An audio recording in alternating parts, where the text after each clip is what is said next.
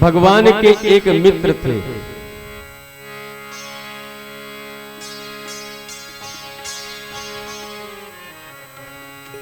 कृष्णास्यासेद सखा कश्चिद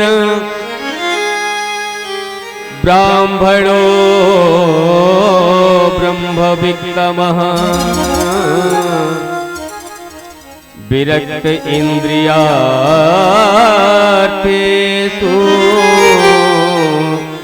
प्रशांतात्मा जितेन्द्रियः। बताते हैं कि भगवान कन्हैया के कोई एक मित्र थे। यहाँ किसी का नाम नहीं दर्शाया गया। कृष्णास्यासीद सखा कश्चिद, कोई एक मित्र थे जो ब्राह्मण थे।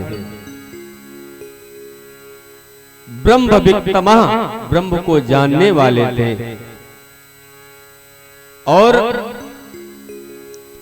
इंद्रियों से विरक्ति थी जिन्हें। जितेंद्रिय, जितेंद्रिय थे वो, प्रशांत आत्मा जितेंद्रिय, जिनका मन प्रशांत था।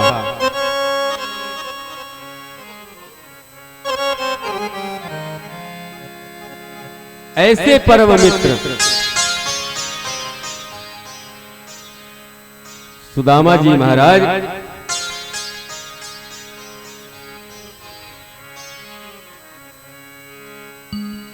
आचार्य सुखदेव जी बताते हैं, सुदामा जी नितांत गरीब ब्राह्मण थे।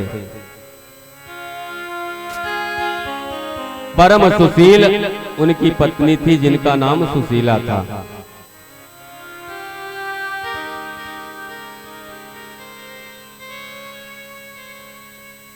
सुदामा जी की स्थिति बहुत गंभीर थी।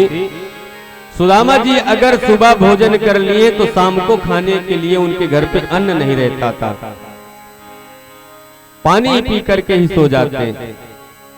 एक टूटी फूटी झोपड़ी में रह रहे हैं और ऐसी झोपड़ी की अगर तेज हवा चल जाए तो झोपड़ी उड़ जाए।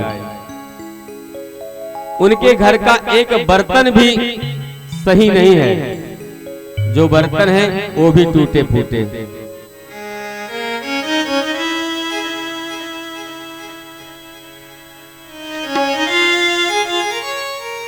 कुछ लोग सुदामा जी को दरिद्र बताते हैं, पर भागवत जी में ऐसा कहीं भी नहीं लिखा सुदामा जी के विषय में।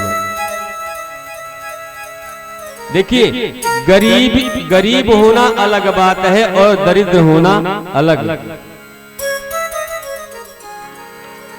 गरीबी से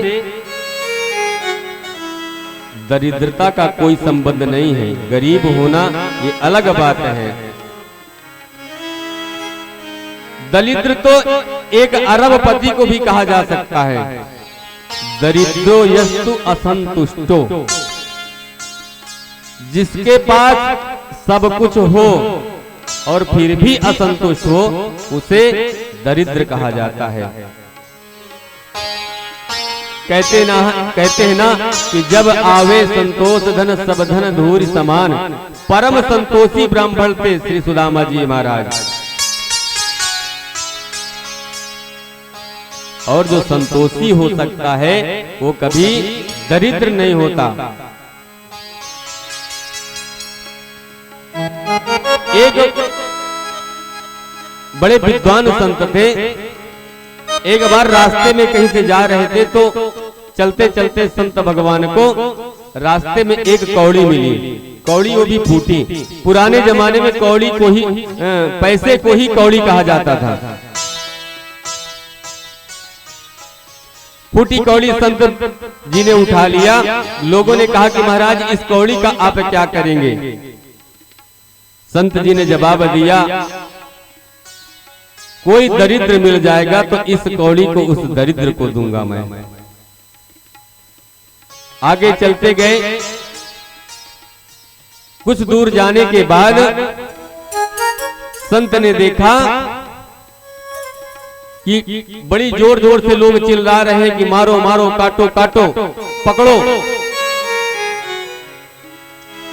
लोगों ने कहा कि बाबा जी रास्ता छोड़ दीजिए। संत जी ने कहा रास्ता क्यों छोड़ दूं? लोगों ने बताया कि पूर्व के राजा ने पश्चिम के राजा के ऊपर चढ़ाई कर दी है और महाराज रास्ता छोड़ दीजिए, वरना हाथी घोड़े आ रहे हैं, कभी हाथी घोड़ों की चपेट में आ जाएंगे तो मर जाएंगे फालतू में। संत बोले ये बताओ कि इस पूर्व के राजा ने पश्चिम के राजा के ऊपर चढ़ाई क्यों कर दी? लोगों ने बताया कि उसे जीतने के लिए, उसका धन अपहरण करने के लिए। संत जी ने कहा क्या उसके पास धन की कमी है? बोले नहीं, उसके पास धन की तो बिल्कुल कमी नहीं है,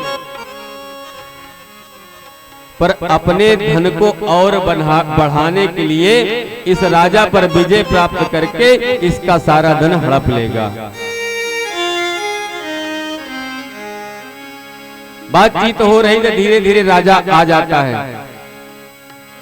राजा ने कहा कि महाराज रास्ता छोड़ दीजिए, वरना बेमौत मारे जाए।